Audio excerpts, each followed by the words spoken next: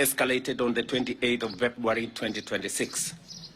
The Strait of Hormuz, one of the world's most important oil supply routes, through which nearly 1/5 or 20% of global oil passes every day, has experienced major disruption. This has created one of the largest global oil supply shocks in modern history.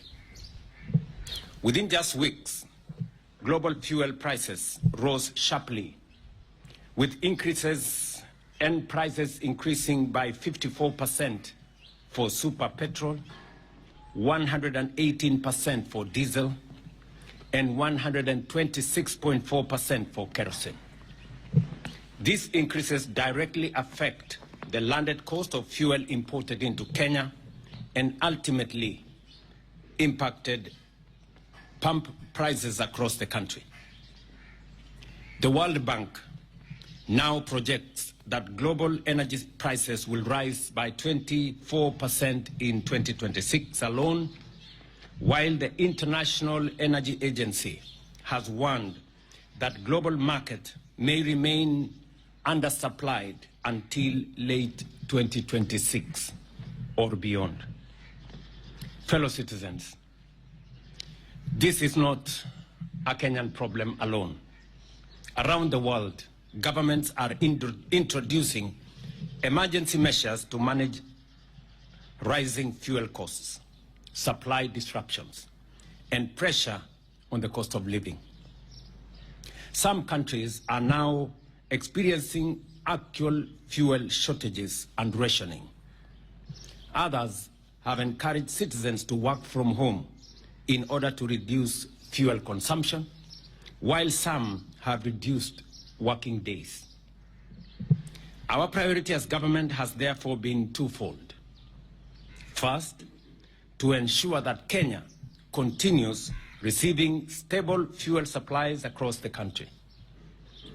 And secondly, to cushion Kenyans as much as possible from the full impact of this global crisis. Kenya imports all its fuel from the Gulf region. Therefore, when global oil prices rise, the impact inevitably reaches us here at home. The current fuel prices reflect the global reality. We recognize that these increases are painful and carry serious consequences for transport costs, food production, business operations, and the overall cost of living. I know that for many Kenyans, rising fuel prices are not just numbers at the pump. They reflect everyday life. They mean higher matatu fares, a farmer paying more for transport of their produce to the market, a border rider worried about their daily earnings, a parent struggling to stretch their family budget, and a business fighting to remain afloat while protecting jobs. The government of Kenya has not stood by. We have undertaken several consequential interventions. First, through forward planning, using the Petroleum Development Levy and Fund, we have built strategic financial reserves to help stabilize the market during times such as this, without disrupting the broader economy as has happened in the past. To cushion consumers from the sharp rise in global oil prices, the government has used the Petroleum Development Fund to stabilize fuel prices. In the last two pricing cycles alone, that is April, May, and May-June 2026, the government has utilized 13.7 billion to cushion consumers. Secondly, working with Parliament, we have reduced VAT on petroleum products from 16% to 8%, foregoing Kenya shillings 14.4 billion in tax revenue in order to reduce pressure on Kenyan families and businesses. In the April-May 2026 pricing cycle, the government utilized Kenya shilling 6 billion in fuel stabilization and also forwent 6.41 billion in VAT revenue. In total, the government spent 12.45 billion on stabilizing during that cycle. That is April-May. We have spent a total of 12.45 billion to stabilize fuel prices. Because of this intervention, super petrol prices were reduced by 19 shillings and 67 cents, diesel reduced by Kenya shillings 40.25 per litre, and kerosene was reduced by Kenya shillings 115 per litre. Similarly, during the May-June 2026 pricing cycle, the government utilized another 7.7 billion for stabilization and forwent 8 billion shillings in VAT revenue. In total, during the current cycle, the government has spent 15.72 billion on stabilization for this month of May-June. As a result, super petrol prices were reduced by 15.87 shillings per litre, diesel reduced by 44.89 shillings per litre, and kerosene reduced by 78 shillings per litre. Just for context, without government intervention during this cycle, super petrol would today have retailed at Kenya shillings 230 shillings per litre instead of the 214. Diesel would be retailing at 277.75 shillings per litre instead of the current 232.86 shillings per litre. And kerosene would have retailed at 270 shillings per litre instead of the current 191 shillings per litre. Taken together, across April, May, and May-June 2026 pricing cycles, the government has spent a total of 28.19 billion on fuel price support through direct stabilization measures and tax relief interventions. These interventions have protected millions of Kenyans from even more severe economic hardship. I have further directed, after consultations with the leaders present here from the transport sector, and we had many hours of consultations with them yesterday, I have directed that in the pricing cycle, next pricing cycle, we are going to further reduce the price of diesel by a further 10 shillings for the June-July cycle to help stabilize pump prices and provide additional relief to consumers. Thirdly, through the government-to-government fuel supply framework, we have secured guaranteed fuel supplies despite global supply chain disruptions, ensuring uninterrupted fuel supply availability across the country. The arrangement has stabilized fuel pricing compared to the old spot market system, where prices fluctuated sharply every month. Before the G2G arrangement was introduced in 2023, oil importers faced intense pressure to secure US dollars within short timelines driving rapid depreciation of the Kenya shilling and threatening fuel supply stability. By easing pressure on foreign exchange demand and ensuring predictable supply terms, the framework has protected the economy during the crisis as the one we have now. Without it, the country's situation, I tell you, would be much worse. And I want you people to talk to oil marketers. They will explain to you the kind of situation that was there in 2022 when we had a crisis like the one we have. Without a guaranteed supply,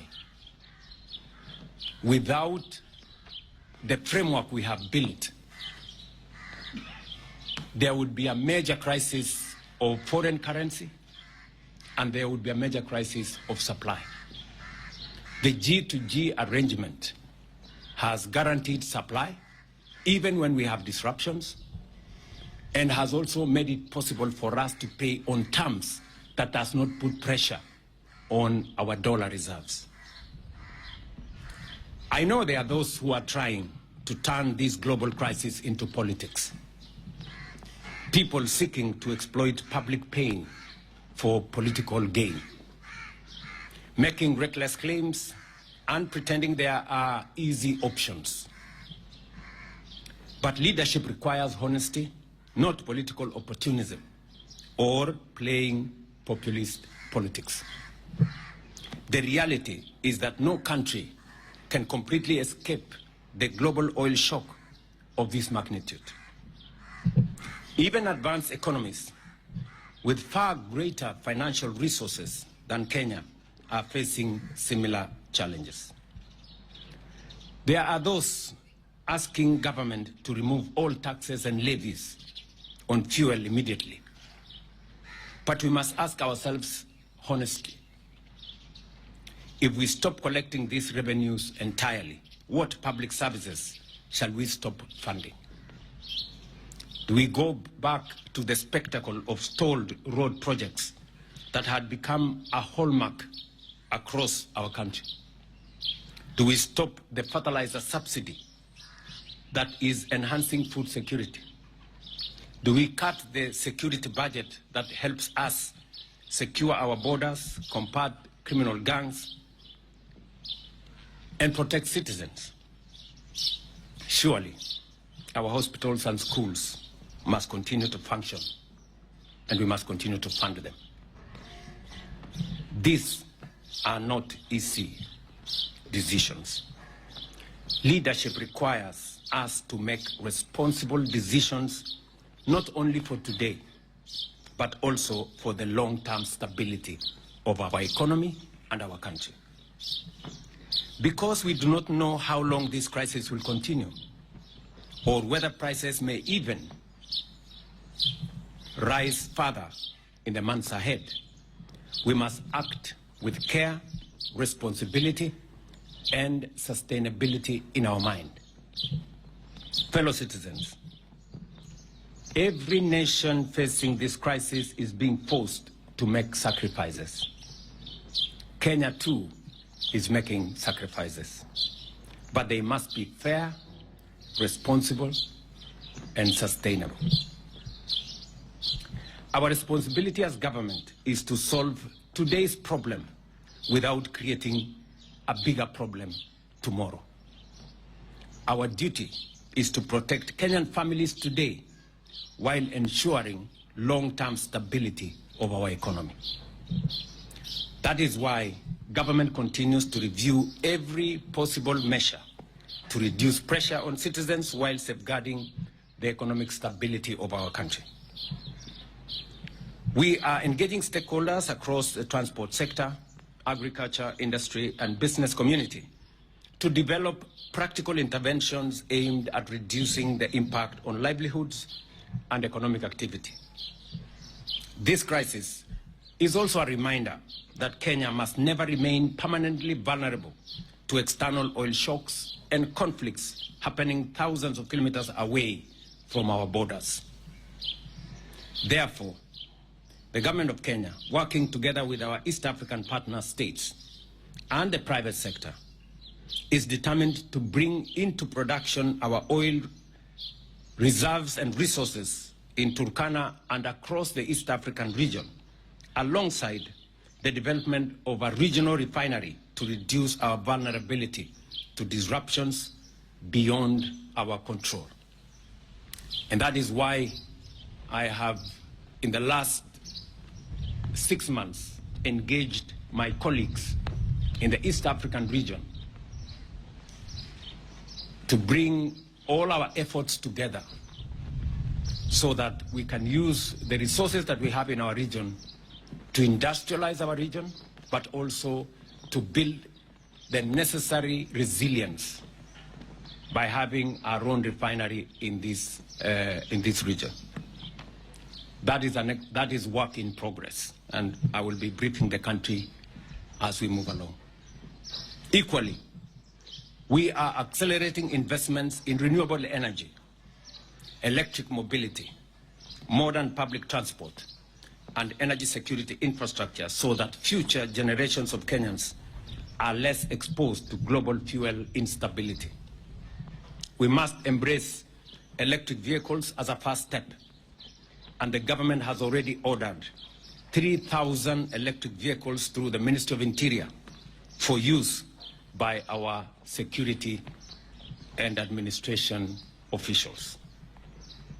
I am also making a declaration that the first 100,000 electric vehicles to be imported into Kenya, whether for public service or private use, will be duty-free, even as we continue to work with private sector for investors in the electric vehicle manufacturing to establish production facilities in Kenya. This is not only about overcoming the current crisis, but also about building a more self-reliant, resilient, and economically secure Kenya for generations ahead. I, however, wish to assure the country that there is no fuel shortage in Kenya. Through the government-to-government framework, under which international oil suppliers are contractually obligated to maintain consistent supply, the government is taking all necessary measures to ensure continued, uninterrupted supply and stability in the market. Fellow citizens, this situation is not permanent. We have overcome many challenges before, including droughts, floods, terrorism, and the COVID-19 pandemic, including other global shocks. Each time we prevailed because we stood together as one people. I therefore ask all Kenyans to remain calm, patient, and united. To every mother worried about tomorrow's food prices, every worker wondering how they will afford transport to work, every trader struggling to keep a small business alive, and every young person anxious about the future, I want you to know that the government of Kenya, your government, sees your struggle and stands with you. To our transport operators, drivers, and logistics workers, some of them represented by the leadership here, we hear your concerns. We respect the important role that you play in keeping our economy moving, and we will continue engaging you to find practical solutions. No Kenyan should feel abandoned at this point in time. And so, after extensive consultations with stakeholders across the transport sector, a number of critical concerns and proposals were raised regarding livelihoods, operations, and sustainability of the industry. Consequently, the government has agreed on the following measures. The Ministry of Transport will engage financial institutions and the banking sector to provide a platform for transport operators to address the financial challenges arising from the current crisis, including the possibility of temporary relief on lending terms within the sector. Many of the good people standing behind me have vehicles, transport vehicles on loan from some of the financial institutions. The government of Kenya, through the ministry, is going to engage those financial institutions so that we can seek some relief for our transport sector as we all face the crisis ahead of us. Number two, the Ministry of Transport will work together with Insurance Regulatory Authority to engage stakeholders and address concerns relating to insurance claims affecting public transport operators. There is a big issue about transport operators, despite having insurance covers for their vehicles and passengers, end up paying bills when accidents occur and insurance companies go scot-free. This is a concern we must address so that an insurance cover has to mean something when it is paid for by our transporters. I have further directed that an immediate review of both the Insurance Act and the Auctioneers Act be undertaken to conclude within the next 3 months in order to establish a more responsive and fair framework for players within the sector.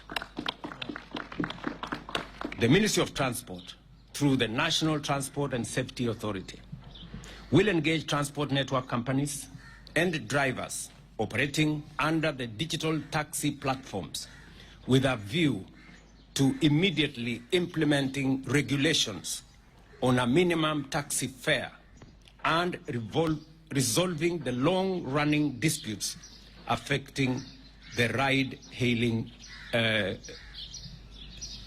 sector. The people in that space sometimes work for 16 hours to be able to make ends meet. There is need for urgent regulations that have already been developed, and I have instructed the ministry to work with the stakeholders to make sure that those regulations are implemented so that we can streamline the whole digital taxi platform. Recognizing the important role of creativity and self-expression within our transport culture, I have also directed the NTSA to facilitate an enabling environment for matatu operators to continue utilizing artwork and graffiti on their vehicles in a manner that upholds safety and respect for other road users. The industry is telling me that they have been told they must remove all graffiti from their matatus. And I'm asking myself why. The government will continue engaging stakeholders across the transport sector to develop practical and sustainable solutions that protect livelihoods and support economic activity. I therefore ask all Kenyans to remain calm, patient, and united. Let us reject division, fear, and misinformation. While every citizen has a right to express their concerns, collectively, we must reject hooliganism and all forms of violence that lead to the loss of lives, property, disrupting livelihoods, and undermining our economy. Let us use fuel responsibly, support one another, and protect our economy during this period. We will continue keeping the nation informed and doing everything possible to protect Kenyan families, businesses, and jobs. We must confront this challenge in the same spirit of unity, resilience, and national resolve that has carried Kenya through difficult moments before. Ladies and gentlemen, I know together, united, we shall overcome. May God bless you, and may God bless the Republic of Kenya. Asanteni sana. Naamini taarifa hiyo niliyotoa kwa niaba ya serikali baada ya mazungumzo na hawa viongozi wa sekta yetu ya uchukuzi ama transport. Tumefanya mkutano jana jioni wa muda, na tumekubaliana ya kwamba mahali tulipo leo kama taifa ni sote sisi tuungane, tushirikiane na tufanye yale ambayo yatasaidia kuhakikisha kwamba biashara zetu zinaendelea, maisha ya Wakenya inazidi kuendelea mbele pasipo na matatizo yale yalipo, lakini kwa pamoja tukiungana tunaweza kukabiliana na matatizo haya. Nimewashukuru viongozi hawa kwa kushirikiana na serikali na kufanya kazi pamoja na sisi kutafuta suluhisho ya yale mambo ambayo yako katika wakati huu, hasa kwa sababu ya matatizo ya bei ya mafuta kupanda kwa sababu ya vita zilizoko sehemu zingine. Na nimewashukuru hawa viongozi kwa kujitolea na kuungana pamoja na sisi kutafuta haya interventions ambayo tumekubaliana pamoja na wao. I want to thank the leadership here of the transport sector for their patriotism and believe that when we meet together, we can always find solutions for the challenges that we face as a nation. And therefore, thank you very much to all you guys, to the ministers who are here, who have engaged on this matter. And as I have said, we will continue to inform the country as we take steps. We are also pursuing dialogue and diplomatic means in the international community to try and bring this whole situation to a stop so that we can continue our lives. And we are hopeful that the days to come are going to be better than where we are today. So asanteni sana. Sijui kama ndugu zetu, somebody wants to say something.